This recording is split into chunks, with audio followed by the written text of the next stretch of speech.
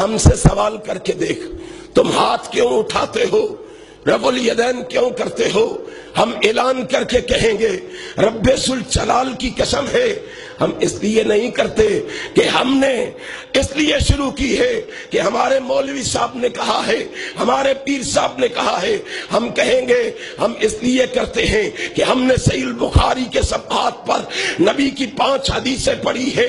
ہم اس لیے کرتے ہیں کہ ہم نے صحیح مسلم میں نبی کی 6 حدیثیں پڑھی ہے۔ ہم اس لیے کرتے ہیں کہ ہم نے جامعہ ترمذی میں نبی کی 1 حدیث پڑھی ہے۔ ہم اس لیے کرتے ہیں کہ ہم نے ابو داؤد میں نبی کی 9 حدیثیں پڑھی ہے۔ ہم اس لیے کرتے ہیں کہ ہم نے نسائی میں نبی کی 20 حدیثیں پڑھی ہے۔ ہم اس لیے کرتے ہیں کہ ہم نے ابن ماجہ میں نبی کی 7 حدیثیں پڑھی ہے۔ ہم یہ عمل اس لیے کرتے ہیں، ہم نے صحیح ابن حبان میں نبی کی 6 حدیثیں پڑھی ہے۔ ہم یہ عمل اس لیے کرتے ہیں، ہم نے صحیح ابن خزیمہ میں نبی کی 13 حدیثیں پڑھی ہے۔ ہم یہ عمل اس لیے کرتے ہیں، ہم نے مسند احمد میں نبی کی 33 حدیثیں پڑھی ہے۔ ہم یہ عمل اس لیے کرتے ہیں، ہم نے مسند ابی عوانہ میں 8 حدیثیں پڑھی ہے۔ مسند حمیدی میں 2 حدیثیں پڑھی ہے۔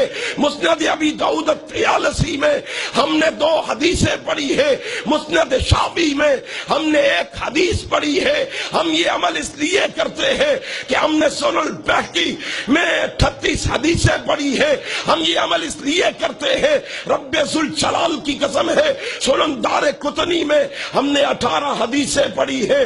ہم یہ عمل اس لیے کرتے ہیں کہ سنن دارمی میں ہم نے 5 حدیثیں پڑھی ہے۔ ہم یہ عمل اس لیے کرتے ہیں، ہم نے شرح السنہ میں 7 حدیثیں پڑھی ہے۔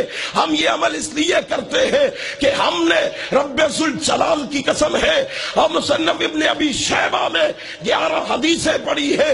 ہم یہ عمل اس لیے کرتے ہیں کہ مصنف عبد الرزاق میں ہم نے 7 حدیثیں پڑھی ہے۔ ہم یہ عمل اس لیے کرتے ہیں، ہم نے موطا امام محمد میں 1 حدیث پڑھی ہے۔ لوگوں ہم یہ عمل اس لیے کرتے ہیں، ہم نے 43 حدیثیں جز رب الیدین میں پڑھی ہے۔ یہ ساری حدیثیں ہم پڑھ کے اعلان کرتے ہیں، یہ ہمارے دلائل ہیں۔ لوگوں سن لو، اب اہل حدیث کٹ سکتا ہے، مٹ سکتا ہے، مر سکتا ہے، محمد کی حدیث کو چھوڑ نہیں سکتا۔